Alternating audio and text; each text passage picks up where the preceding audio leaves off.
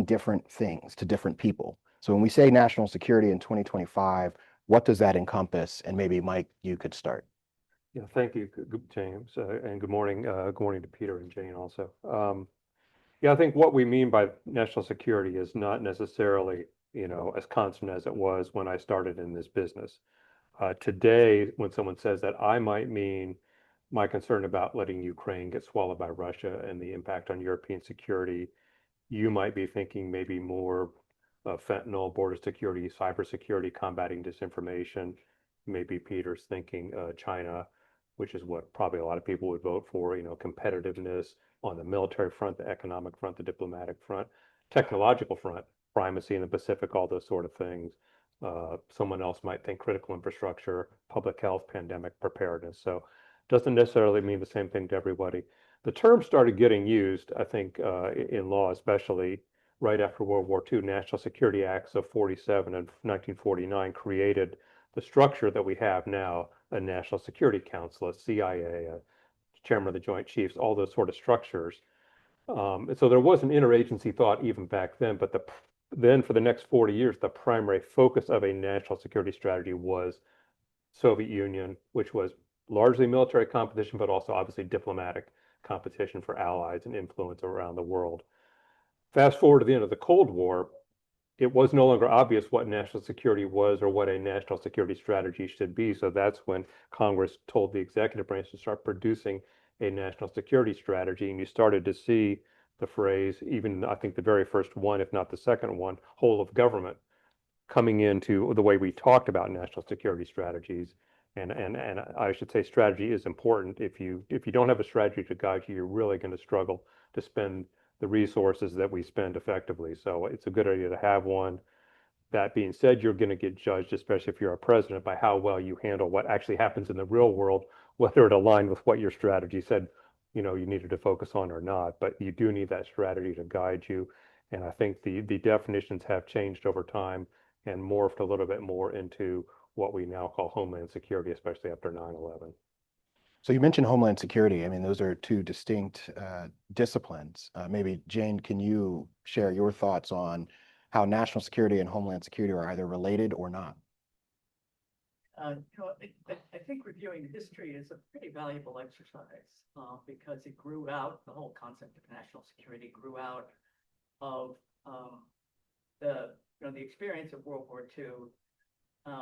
I think we've lived through our lives, most of us, influenced in the national security space by 4 strategic eras, which have each been characterized by a single strategic question. And that, for me, is the foundational context to understand the difference between Homeland Security and national security.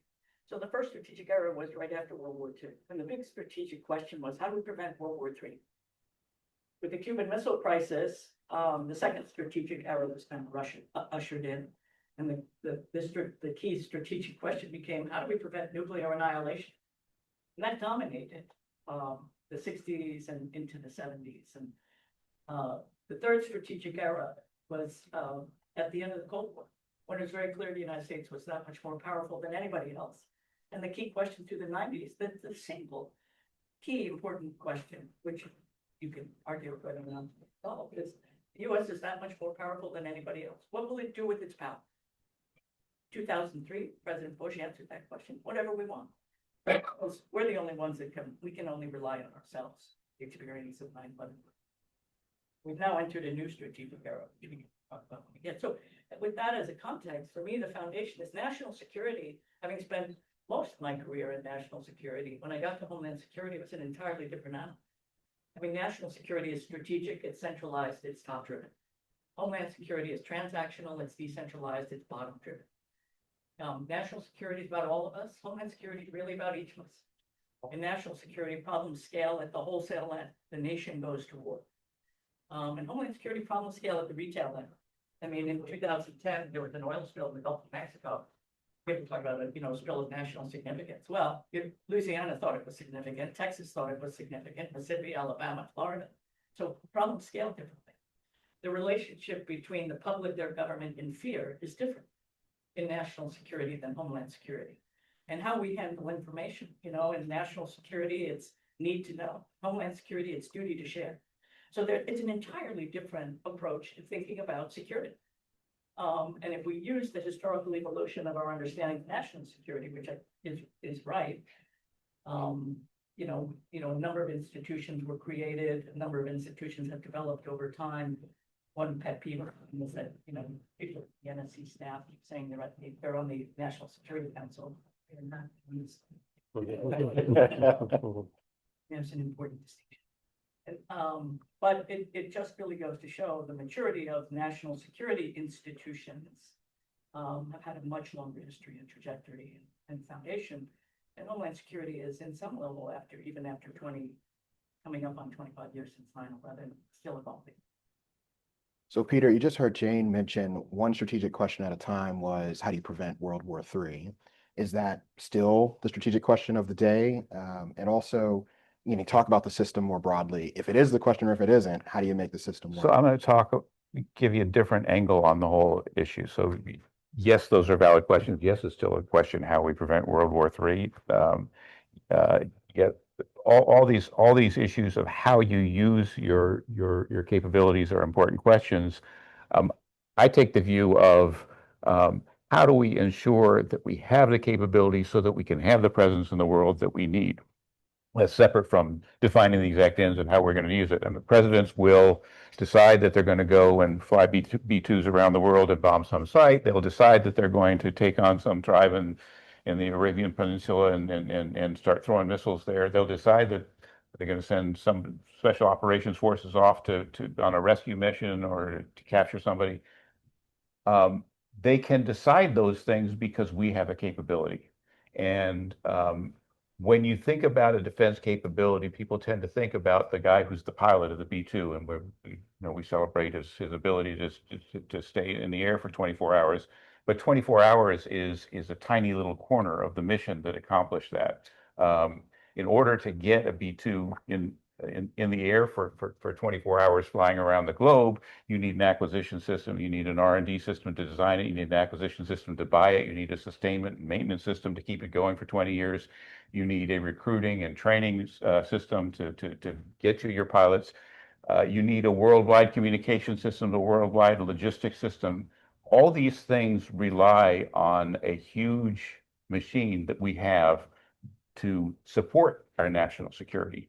We tend to view things like logistics and acquisition and personnel systems as overhead or bureaucracy. And what we too often ignore is you can't get what you need in terms of national defense and national security unless you have logistics and communication and acquisition and personnel systems, all those things that we try to cut because they're just infrastructure and bureaucracy. So that brings me to a couple of things that I'd like to just put out there as we think about national security. One is that the whole system, everything we do runs on human capital. Not just military human capital, but civilian human capital and contractor human capital. Like government runs on human capital in general.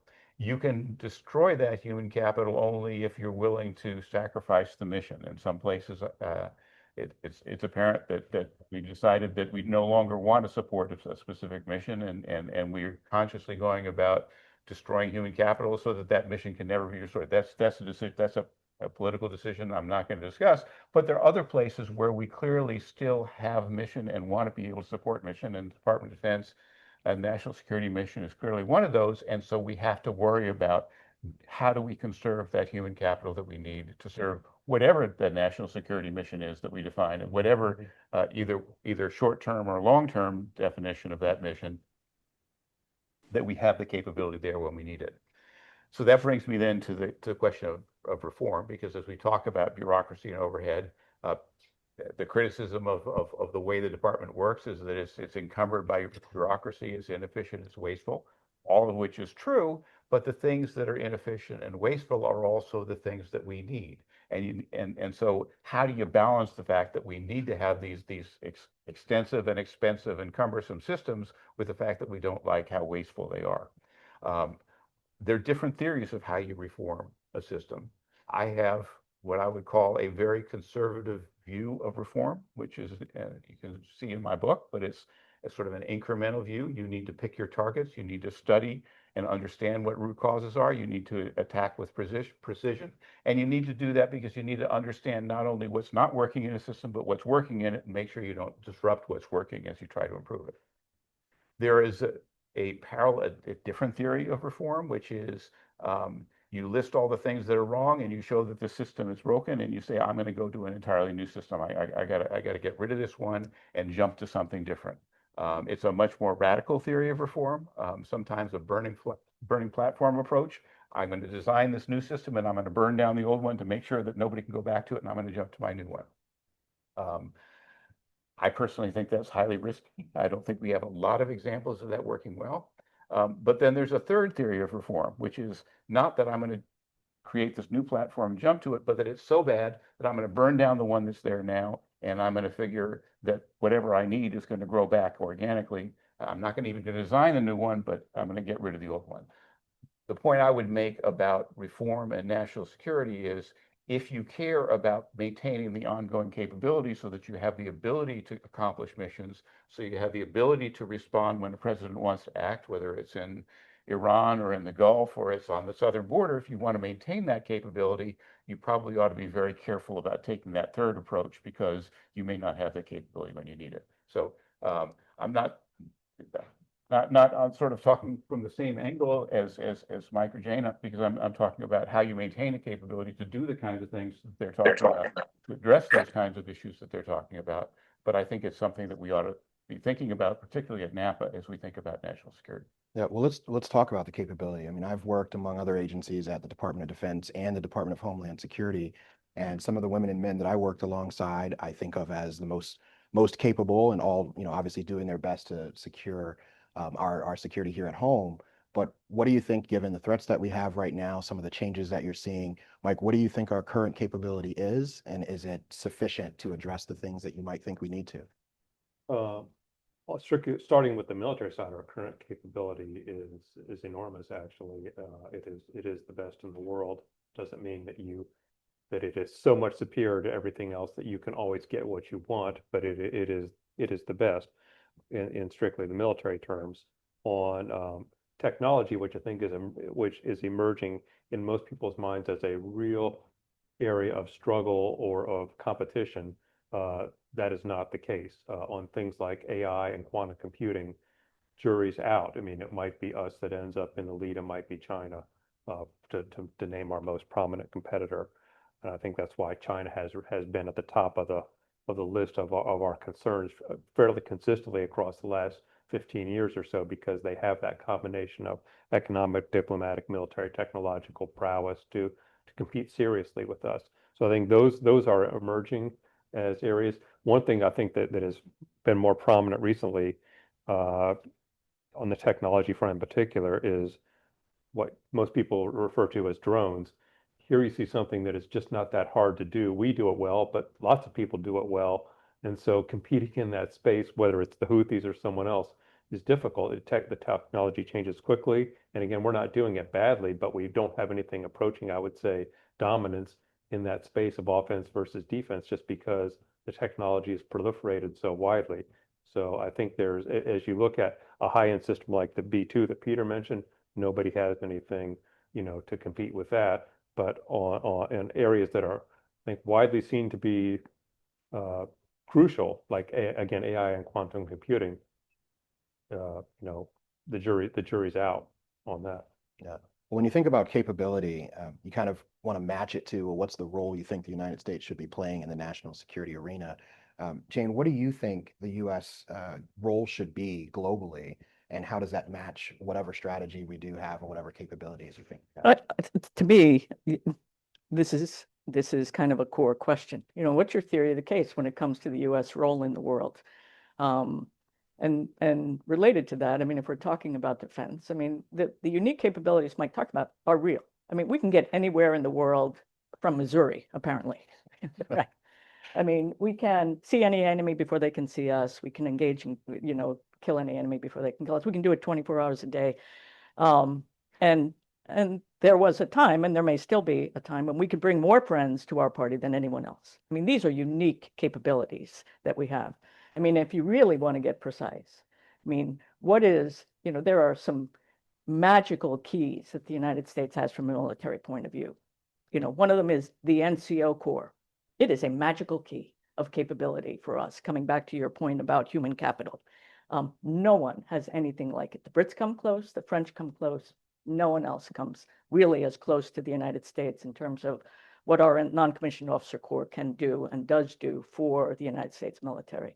I mean, we have other things like sustainability. But when you think about America's role in the world, what do we do with this enormous capacity, right? So the question, the fifth era that I think we're entering, and the dominant question, at least that in the conversations that I'm having internationally, that people are asking themselves, we are clearly in a period, we've entered fully a 20-year period of global reordering, okay? Will the world be able to navigate this period in relative peace without decisive US leadership? That's the question, if the US is retreating from its engagement around the world. So if you begin to think about the US role, I really begin to think about, what does this country need? What do we need right now at this moment in our history? Well, we need a safe and secure homeland.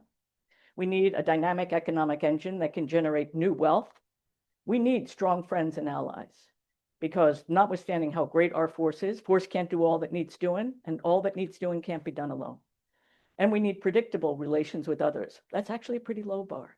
I don't need to know exactly what you're going to do, but if I can predict a bandwidth of behavior, and that's really all about the rule of law that has been legitimately derived, widely promulgated, understood, and broadly accepted.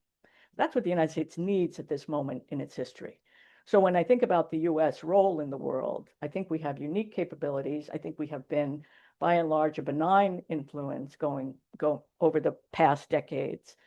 Benign in the sense of we have really looked at the global space and global conflict. We were the architects of major international institutions and multilateral institutions, whether it's the UN, whether it's NATO. These organizations were designed for assertive US engagement.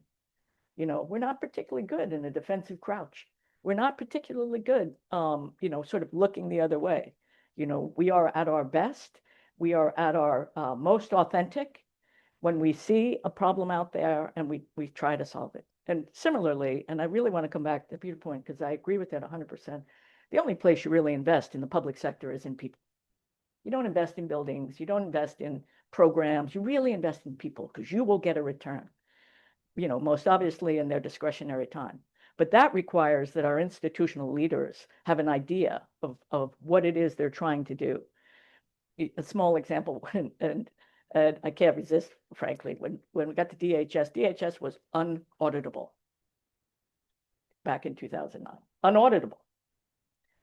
And we got a clean audit opinion, mostly because, I was a bureaucratic terrorist and held meetings and said, you're coming to this meeting and we're going to start with financials, and we're going to move our way. And it has still a clean audit opinion. DOD is still, I think, working on that. But the public has a right to know where the money's going, how it's being spent. And if there are excesses and inefficiencies, these are political dollars. They're going to be spread around. And that's a reality we have to accept. Coming back to your question, what is the US role in the world? I think we are at our best when we are clear-eyed, assertive, and engaged. Yeah. Yeah, I'd just like to sort of two-finger on that, that I think there's a pretty, while not flawless, there's a strong track record. The institutions that Jane mentioned starting over 70 years ago have enhanced our security and our prosperity, along with those of our friends and allies. So there's been kind of a win-win economically and in security space, as opposed to a zero-sum mentality that is a little more prevalent now. And I think if you look at if the US does retreat, to me, there's only really two plausible alternatives. One, China steps in as the preeminent global power, or two, things just disintegrate. But there isn't another good alternative to us, I think, as the global leader. If we focus on capabilities, going back to where Mike started a few minutes ago, we talked about the capabilities we have today, or where Jane is talking about with the human capital capabilities, the NCO, whether it's NCO Corps or it's B-2 bombers or aircraft carriers. the capability, or even alliances and bases overseas, the capabilities that we have today are the legacy of decisions that were made in the past. Our capabilities today are mostly due to decisions that were made 20 years ago, not decisions that were made in the last year. And when we have concerns about our capabilities today, for example, when we think the Chinese are innovating faster than we are, and perhaps they are, we have a tendency to focus on what we're doing today and think we're going to make a difference in 6 months because they're fielding things every 6 months, instead of going back and diagnosing the problem and saying, you know, some of this problem is what were we doing 20 years ago? We were fighting wars in the Middle East. We were focused with our military on today's problem and fighting today's problem, and we weren't investing in the future. What were the Chinese doing? They were at home investing in the future. All their money was going into this investment, and their programs that are maturing today, many of them were initiated at that time. My point coming back around is that the decisions that we make today will tell us where we're going to be 20 years from now in the same way. And so if we disinvest in human capital, we can destroy kinds of capabilities that we have today. We might not have them in 20 years. If we don't invest in alliances, we might not have those alliances in 20 years. We can rely on them today because we built them 20 years ago. It's not just military hardware. It's human capital. It's alliances. It's our role in the world. Those are things we need to invest in today if they're going to be there for us 20 years from now.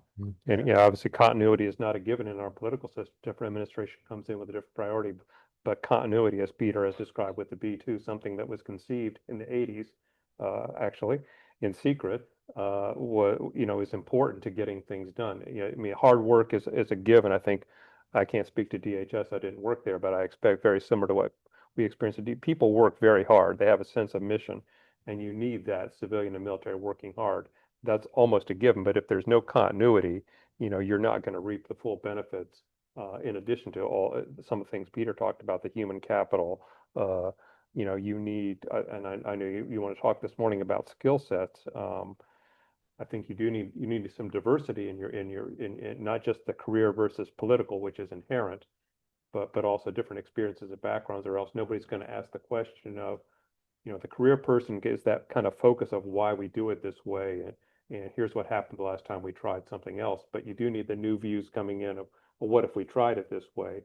So I think that's an aspect of diversity that you need in your workforce, and also something that Chuck Hagel, one of the secretaries I worked for, was a good teacher of this point, that especially in DoD, if you work in DoD a long time, you become a professional worrier. You see threats and challenges all over the place, that you come in the morning worrying about A and B and C and what is China doing.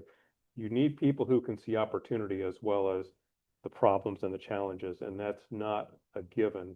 So I think that's a skill set that I don't know if there's a time-proven way to build that or bring that into a workforce, but I think you do need, back to Peter's point, human capital is so crucial. And to Jane's point, NCOs as being a great example of our superior human capital in our system. But on the military and the civilian side, you do need some of these attributes and diversity to get the most out of it. So continuity, diverse opinions about why we do things the way we do, as well as, some of the other things I mentioned. Yeah. I think good management really comes down to three things: people, money, and things. Things meaning science and technology or services that might be offered. I'd be remiss if I didn't go back and say that I worked at the Government Accountability Office, and one of the examples of good leadership with intentionality is Homeland Security and its ability to take a large, complex organization, understand what it has, who it has, and how it wants to use it, and successfully pass an audit. The Department of Defense, equally complex, has not necessarily been able to do that with any regularity. Can you shed any light as to why that might be the case? I would disagree with the premise that they're equally complex. I would say the Department of Defense is orders of magnitude more complex than the Department of Homeland Security.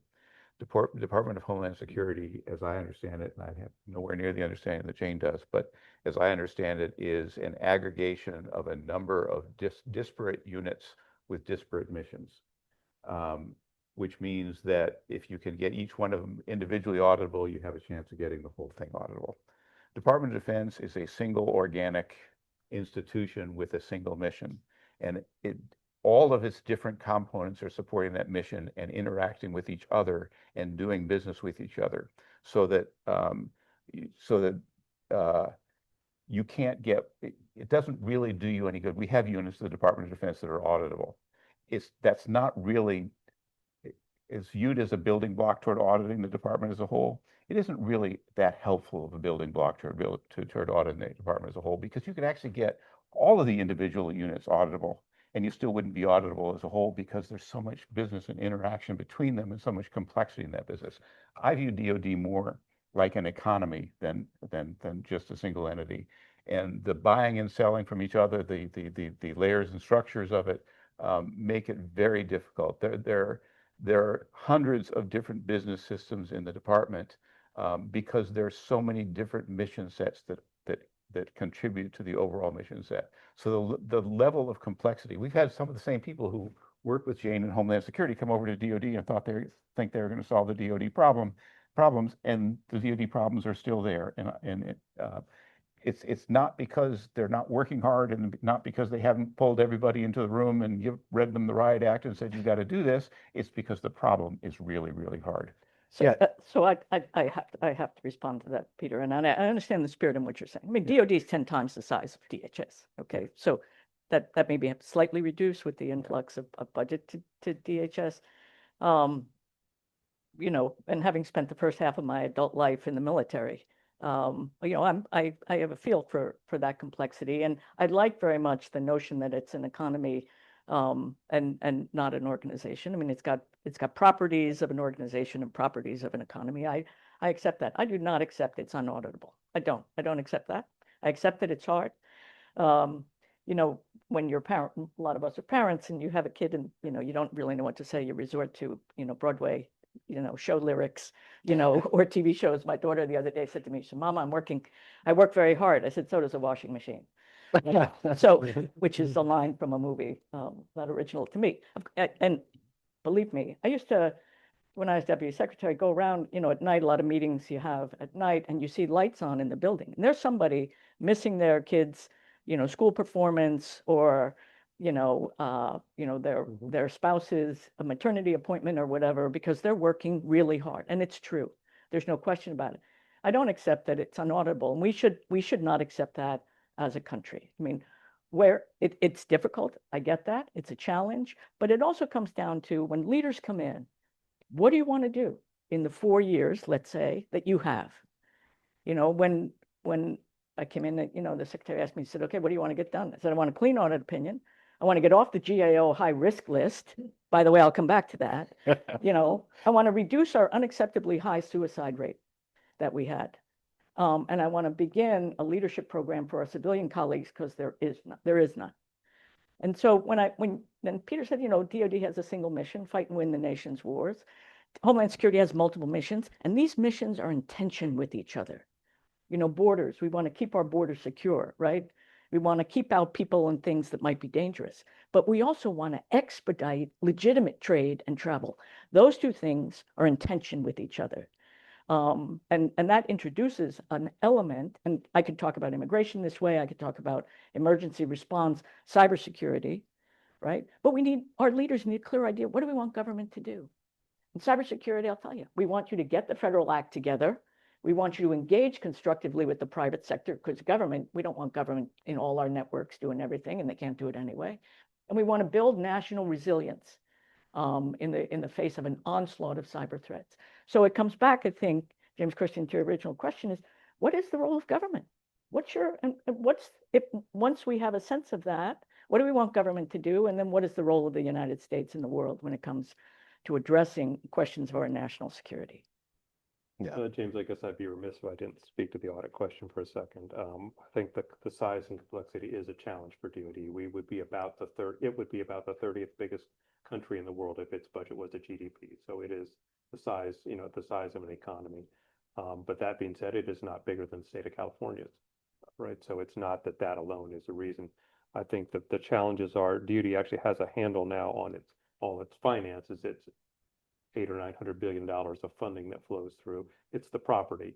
The DoD has more than twice the property of all the rest of the government combined. So about 65–70% of all the government's property, weapons, buildings, things that are in DoD, and those are a challenge, along with the proliferation of systems that do a particular function but don't necessarily do audit well. And then it competes poorly, honestly, with for senior leader time with all the many other things on DoD leaders' plates on an average day. So I think that's an issue as well. Yeah, I'll take nothing away from anyone at DoD. I believe everyone is working hard towards the mission.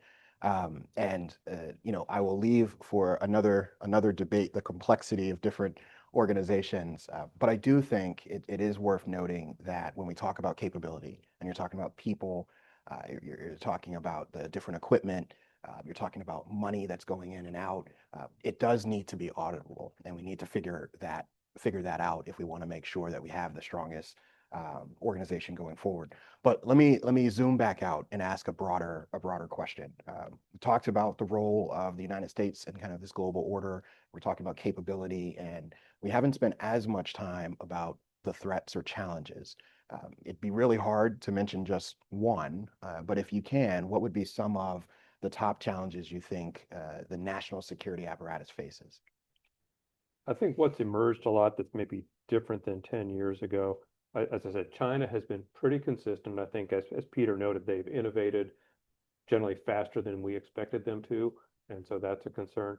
But I would say 10 years ago, cyberspace and outer space, as some people used to call it, were areas where competition and conflict were likely, but not yet certain. I think we've moved, unfortunately, to where it is absolutely certain now that these are areas where state and non-state actors will try to influence, control, or even harm other people, other actors, right? In both cyberspace and in space, where if there's a major power conflict, it's going to be fought in space as well. Whereas, much earlier in the Cold War, when there was only sort of the two polar things, not blinding each other was considered pretty important to avoiding nuclear war. That is no longer a given. So I think those have emerged in prominence. Taking Jane's point that Homeland Security is not necessarily the same thing, but I would say in the public's mind, at least, it appears that border security, fentanyl maybe are more prominent than they used to be. Organized terrorism, less so, right? Seem to be relatively have a handle on Al-Qaeda, ISIS type, we haven't had a prevalence of those events. So those I think are some of the things that have gone down.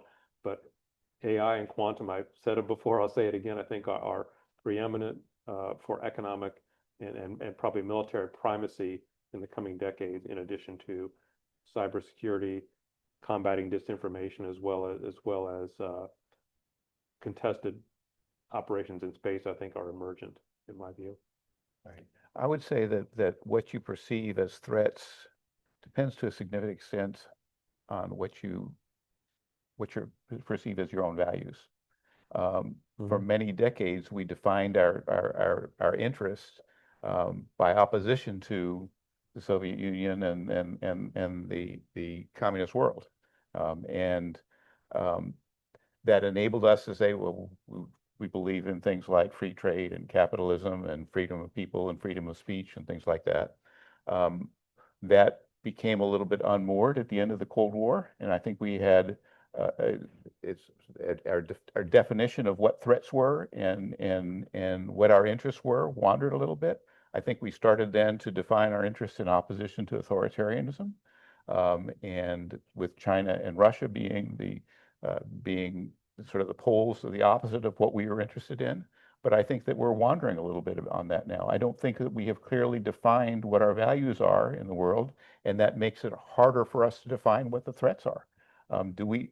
If we don't really see Russia as a threat, we don't see that the things that their government is doing as being antithetical to us, then that's not a threat we need to be prepared for. If we do see that as antithetical to our interests, then it's different. But you have to define what your own interests are and what your own values are in order to be able to clearly define the threats. Yeah.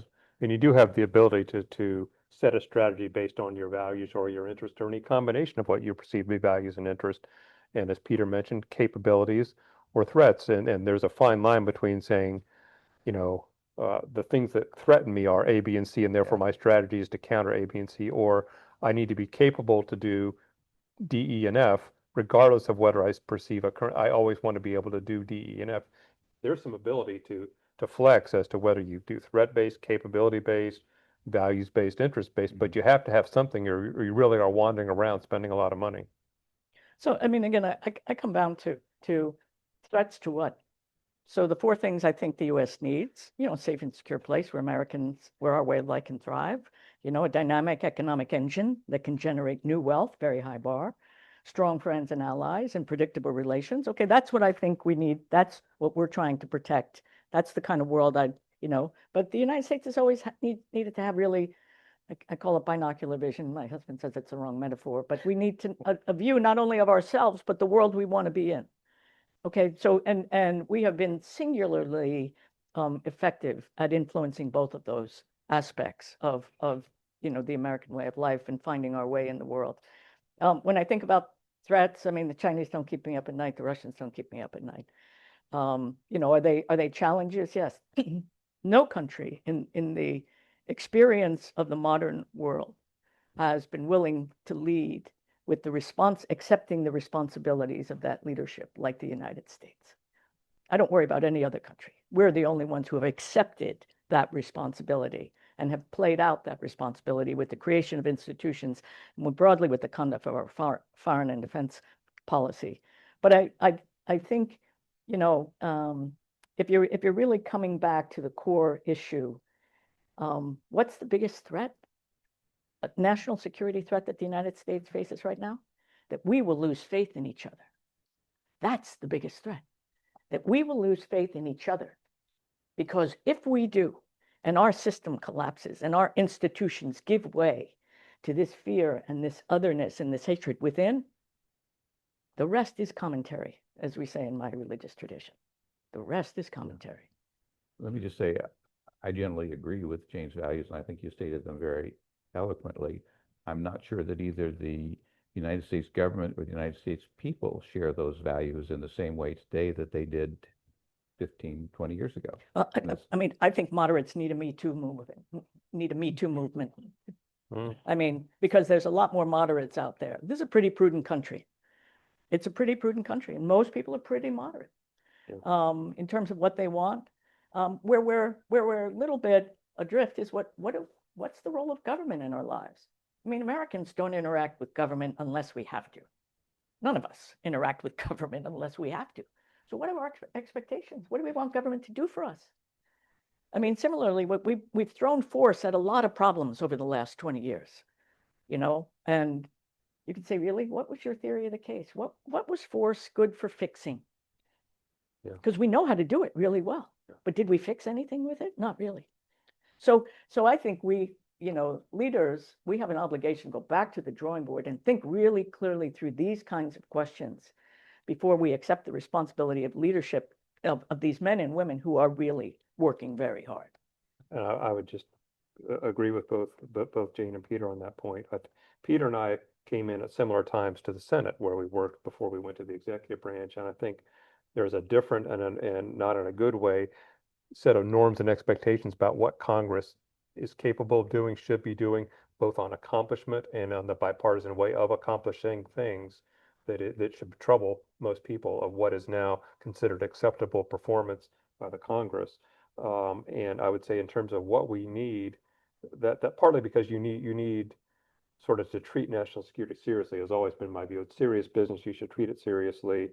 Being in a continuing resolution a third of the time, which has been the case for the last 15 years, is not an indicator of treating something seriously, right? That's treading water. That's not moving forward very quickly. By definition, CRs are not moving forward. And so I think that the tone in Congress is an issue. And to Jane's point, very much like Lincoln said in a slightly different context about slavery, specifically a house divided itself against itself cannot stand, long ago, is becoming an issue with our polarization. So we often think about our workforce needing STEM skills, very important, but civic education is a problem in this country, I think, and we're seeing it manifest now in distrust and lowered expectations. So I think we need to pay attention to that broader skill set, which is a NAPA strength. I think of all the skill sets that we have across NAPA, state, local, federal, defense, non-defense. There's an underlying issue there that is part of why I think we're struggling a little bit right now. Well, we do have people in the room and online, and so maybe we can just provide an opportunity if there's anyone that has questions that you'd like to ask to our esteemed panel, please.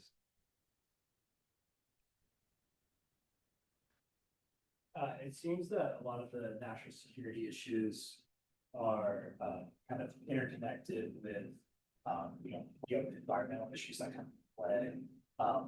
With artificial intelligence, you have to worry about rare earth mineral sources being abroad. So it seems that the government kind of needs to come together to bring expertise from across government, not just within individual solvents.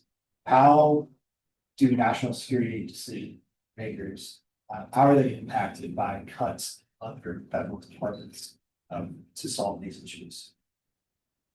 Yeah, they can be. I would say that I'm sitting here looking at a former colleague who worked with me in the Obama administration at DoD, and then again in the Biden administration at Commerce. I mean, there's an area where intersection of agencies has to be coordinated outside the agency level. And I was thinking, that for example, THS, I would say in my experience, DoD did less coordination with them in building its plans, policies, resources than it did with Veterans Administration, the intelligence community, or the State Department. Not zero, but not enormous, high level cooperation that I was able to perceive on that front. When we get to issues that affect the economy more broadly, you mentioned critical mineral, but spectrum has been a huge one across at different times, 20 or 30 years now. Again, there's not a natural long-standing body that you have to sort of force yourself to make sure that the right voices are heard. And when you're not, you tend to spin, right? And go get close to a solution and then back away. And I think we've seen some of that. So that's where Congress has remained stovepiped, right? After we created the Department of Homeland Security, reorganized the intelligence community, and we have this framework that national security is an interagency thing that involves Treasury and sometimes law enforcement as well as THS, state DoD. But we still have committees in Congress that do these things one at a time. So it really depends on the executive branch and the executive office of the president to have some vision and forcing function of getting the right people to talk to each other about these issues that affect different people's equities. So beyond the issue, so first of all, I agree with the premise that we're more effective in international affairs and national security when we work with the whole of government rather than just treating it as this Department of Defense issue. Beyond the issue of coordination, which Mike is, I think, focused on appropriately, there's the issue of capability, and there's long been a frustration within the Department of Defense that when that particularly overseas, there are areas where the Department of Defense and the military end up picking up things and doing things that aren't really their responsibility because the capability just isn't there in the State Department, the Commerce Department, the Treasury Department, wherever it is. And so you see military officers doing things which they don't think is their job, but they think it has to get done. And if they don't do it, nobody is going to do it. That's been a problem for as long as I've been in government. It's been a concern and a frustration for the Department of Defense. You think it's military trying to take over the world. They're not trying to take over the world. They're not trying to take over government. They're just seeing mission that won't get accomplished if they don't do it. So their mission set. And there's kind of a circular thing where people in both branches think, well, a dollar is easier to get in the Defense Department, so let's go ahead and do it that way. But if I could come back around, that's historically over the last 20, 30, 40 years, that's been the case. As other agencies, as you defund the State Department, USAID, other tools of international affairs, that problem is going to get worse, not better. Because that's something DoD is not going to do well, by the way, what AIT does. I don't know. I don't know. I mean, DoD's behavior to a lot of agencies often looks like a land grab. It does. It looks like, we're going to take this mission space. I remember, where I was in a knife fight with DoD over who would lead cybersecurity for the federal government. Who would lead? I said, well, cyberspace, civilian space, we should have, we're the only ones who can do it. Really? Really? Let's look at your job as the .mil. Okay, how big is .mil? Mm-hmm. Let's say it's the size of this bottle cap. How big is .gov compared to .mil? Let's say it's the size of, I don't know, 2 of these chairs. And how big is .com IPv6 compared to these chairs of that bottle cap? Mm-hmm. Really, it's like asking a soda straw to handle traffic through the Lincoln Tunnel. So, I mean, DoD has enormous capability. I mean, the old anecdotes, right? There are more Army captains than there are Foreign Service officers. The budget for military bands is larger than the budget for, I don't know, a USAID or the Department of Commerce. Okay. I mean, so there are all these kind of, and it is a massive, highly capable. I mean, I was part of it for a long time. But getting people to cooperate. So I'm a registered independent. I've worked for presidents of both parties. The best functioning national security apparatus, in my experience, was under George H.W. Bush, when Brent Scowcroft led the National Security Council staff. It was that you had an ability not only to identify what were the important issues, but how to empower the president to make decisions to lead the country. That's your job. How do we equip the president with the information that he needs to lead the country on whatever it happened to be? And this was the era of the collapse of the Berlin Wall, Tiananmen. There were crisis after crisis. I mean, so the country every era has had its share of crises. And how do you bring these massive bureaucracies together in a cooperative thing? So it begins by being clear about what you're trying to do. And just to be clear, I don't disagree with you about DoD wanting to assert that the defense interest is always the most important interest and being the heavyweight in the room on domestic issues. What I was talking about was something somewhat different from that. If you have military people over in Afghanistan or Iraq, they don't necessarily want to be doing economic development activities. They don't want to be 100%. talking to people over there about how you get people employed and all those things. They don't see that's not their job. But if nobody else is there to do that, and we should have other people from other agencies there, if nobody else You're is right. there, then they end up doing it themselves and No- they have to take no on that debate. mission. And it's not their skill set. It's not something they should be doing. And as we defund other agencies, we're going to find that we have to ask military officers to do more and more of that because, again, there'll be even fewer people around to do that when we need them. I'll just maybe if I put out one, not test case, but opportunity that's in front of us for interagency cooperation. I mentioned drones earlier, so these are an issue we think about. Maybe they're used between Russia and Ukraine, to destroy other people's capabilities. Houthis have used them to threaten shipping. They've been used in the U.S. too. So here's an issue where inside the U.S., DoD has a role, FAA, other people have a role.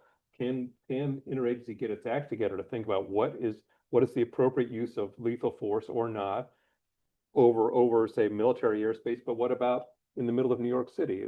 Because these capabilities, drones can be anywhere from annoying to malevolent. Whose responsibility is it in different parts of our airspace? Can that get figured out in a way that doesn't necessarily just default to DoD having to figure it out? And it absolutely shouldn't default to DoD. You're exactly right. I mean, and mayors and governors will have something to say about this as well. So, there's that layering problem. And again, the scaling of problems on the retail end. There are 79,000 jurisdictions in this country. It's a lot. Let's maybe take one more in the room and then we can do one online. Go ahead. Actually want to follow up on that point. In fact, the administration last round did actually put together a specific plan on how to correctly portion out and obtain additional authorities for various different entities to collaboratively work across the interagency to counter drones. But to your very good earlier point, it fell across too many jurisdictions in Congress. And they barely reauthorized the extremely limited authority the agents had. Everybody knows it's a problem. They've explained it all. Do you have any thoughts on how do we get, because there's so many entities who were willing to come together to argue on behalf of those types of interagency products, how do we pass that? I know the question of the agents. Well, there's the classic, of course, is to have a crisis and then people react to it. The slower moving and less impactful is the commission, right? That someone describes the problem, can't point to, some 10,000 people were injured kind of event and tries to be more proactive. And again, just the last thing I'd say before I defer to my colleagues is, if you have a national security strategy or any other kind of strategy, you can be proactive as an administration, say I see this as a problem and I'm going to push. Certainly this administration has a Congress of its own party, the ability to push things through if they're important, at least in the present moment, if they're deemed important. So there can be the proactive, which I think is preferable to the commission, and certainly preferable to the reacting to the crisis after it's already happened. The only thing I'd add to what Mike said is that a problem like that is going to require sustained attention.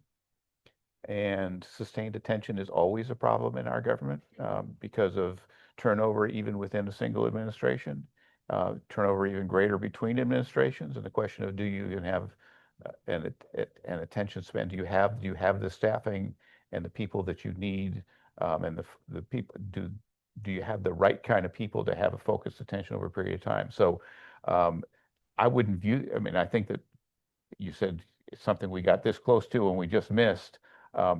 The question I would have is, and are any of the people in the government who were working on that, who were almost there, are they still there, or are we starting over again from scratch? Because that's often a problem in government. This is such an interesting question because it illustrates, I think, for me, the challenge you have is when you come in as a leader in the bureaucracy, right? I mean, when you're a young lieutenant, you are all about what? What are we doing? What's going on? What's happening, right? You get a little experience under your belt, you become a how leader. How's it going? How are we doing this? No, wait, we're going to do it this way, right? And then when you mature even further, you become a why leader. Okay, why is this important? Not what needs doing, everything needs doing.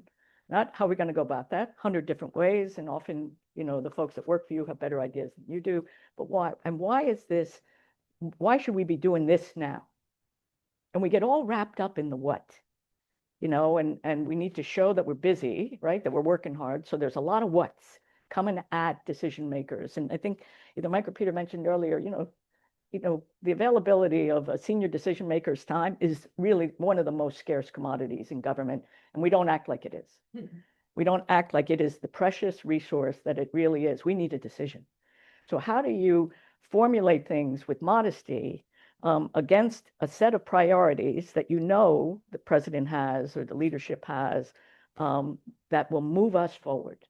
Not these grand sweeping gestures, but so that for me is really when you see the most effective work being done. And Congress, frankly, is the most supportive because they can see, okay, I get why you're doing this. You understand the politics of the environment, and this is something. There is a yes here. And we can help with this, yes. It's a game of inches. It's unless there's a crisis, in which case. Whole different point. Yeah, whole different ballgame. And maybe let's just check if we have one question online. So we have one question from Lauren Schulman online. We have one thing we discuss quite a bit in the domestic policy space is better reflecting the needs, experience, and outcomes of the American people, and substantially increasing feedback and research on American perspective and challenges dealing with government programming. We see this far less on the national security side. Indeed, the perspective in the field is more oriented to relying on technocrats. Are there places where the national security field should take lessons from its domestic counterparts and better engage the perspective and priorities of Americans, taking more of a CX angle? So I would say that the Department of Defense differs from other agencies in that it does not have a mission of providing services directly to the American people. And so the relationship to the American people and the really as a customer or recipient of services isn't there. I think there are still places where the department can learn from, should care about customer experience and should register customer experience, but that doesn't tend to be with the American people. I think you can register customer experience with how well you're serving your military community, and there are places where we fail at that. Simple things like how our hiring system and our personnel systems work, how our PCS system works in the military. All those are things where you can have the customer orientation, but because the Department of Defense is outward focused, and because we're focused on building a capability which we hope we never have to use, it's not providing a day-to-day service to the American people in the same manner as other departments and agencies are. So I don't think that the customer service model with the American people as the customer fits quite as closely. Yeah, I would say, first of all, hello, Lauren, a former colleague of ours. Um, Totally agree with Peter. DoD does not have a strong Office of Intergovernmental Affairs the way many cabinet agencies do. We are a largely federal, it was a largely federal entity. The idea of a town hall meeting in DoD is generally at a base level, a base commander level, about the traffic, the noise, the whatever is going on, and the way that base interacts with its, neighbors. Or if you're a service leader, a service secretary, a service chief, you're having town hall meetings about the way that your community of, granted, hundreds of thousands of people, millions of people at DoD wide is being treated in terms of their benefits, but it's largely that military personnel, military family that you're thinking about. DoD doesn't do a lot of grants. It doesn't do a lot of direct contact. It does work with DHS through the Council of Governors that is a forum for exchange of information on issues that affect governors, DHS, DoD. Equally, cybersecurity is often at the top of that list of where but that does not extend to the whole range of interaction with the public, as Peter said, where DoD just, there is much that they could learn, but they don't perceive, the same need because they're largely worried about their already fairly large military family community of how, and then secondarily, as I said, with the interaction at any particular base of what are the tensions with, with airspace, noise, whatever it might be, on each's level. So it's really interesting. I mean, I think what's government good for? I mean, I think my theory is or my approach is government's good for delivering threshold conditions of security, well-being, and justice. Okay, government does that or does those things in three ways: by regulating, by spending, and providing services. The thing government does least well is provide services. I mean, the private sector in this country, in my view, is superior in all respects. In all respects. I mean, we would not have been able to get the pilots we need or the planes we need in World War II without the private sector. We could not move astronauts to the space station today without the private sector. I mean, does the government really need to run and provide all these services? Again, where Homeland Security and national security or defense differ is police departments. We want governments to provide that service. We're not really comfortable with private police or security organizations, policing our streets or driving. I mean, we have gated communities that hire them, and all of us are asked questions like, "You're not the boss of me. Who are you?" So one of the services that government does provide is policing, and that we're comfortable. In fact, we've assigned that responsibility to government. Interestingly, in cyberspace, we have not assigned the security responsibility to government yet, quite frankly, and we're still trying to sort out what is the role of government here in providing a safe and secure environment, for us. Because none of us even got here today without relying on IT and access to the internet, and it's still inherently unsafe.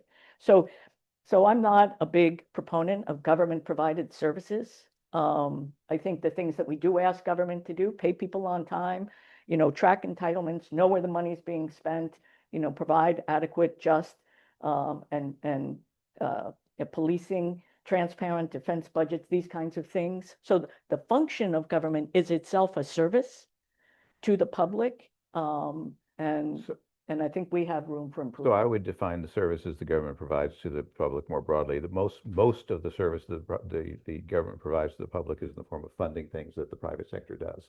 I mean, we fund almost all the healthcare in this country. A huge amount of the healthcare in this country is funded by the government.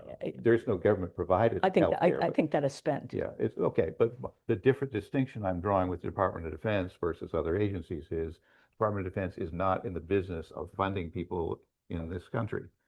We contract, but it's for the purpose of building a capability. It's not for the purpose of providing the American people a service, whether it's a service that's provided directly or by funding it. That's not the business the Department of Defense is in, so it doesn't interact with the American people in the same way that other agencies do. Also pretty small in the regulatory space that Jane mentioned. You don't see much of DoD in the Federal Register and in that space either. So just our interaction with the public is It's just very different and more limited. It's really interesting. The Coast Guard is an exception. It regulates its entire AOR. And it's also a key portion of national defense. I mean, it's a really interesting institutional hybrid. My last question to each of you, I mean, many people don't think of it this way, but national security, homeland security is public administration. And here at the Academy, we obviously want government to work well. What is your advice to current national security leaders to do that? And we'll start with you. for making Government work well. government work. Again, I think you need, number one thing to me would be you need mutual respect. People on your team, leaders need to make decisions. As Jane said, that's really what you're about when you're up at the higher levels. But you need to have respect of the people on your team that have been there, that the civil servants as well as the military in DoD's case, who are putting in the hours and doing what you ask them to do, acting in good faith. As I said, clearly, I think we recognize that we need the STEM skills, but we also need, in the workforce, we need diversity of backgrounds and viewpoints and experiences that come into us, and the ability to, think differently, see opportunities as well as challenges. I would circle back around to where I started, which is, I think, similar point to what Mike made. All of government runs on human capital, including the Department of Defense. And if you care about the mission, you need the human capital. You need the talent, the skill, the dedication, the hard work, and you've got it. And the number one thing you have to be in a position to do if you're a leader in the national security area is to build that human capital, make sure that it's there not only for today but for tomorrow. My advice would be to take advice. Take some advice. Understand the difference between experience and expertise. Expertise is knowing the conditions under which your experience is relevant.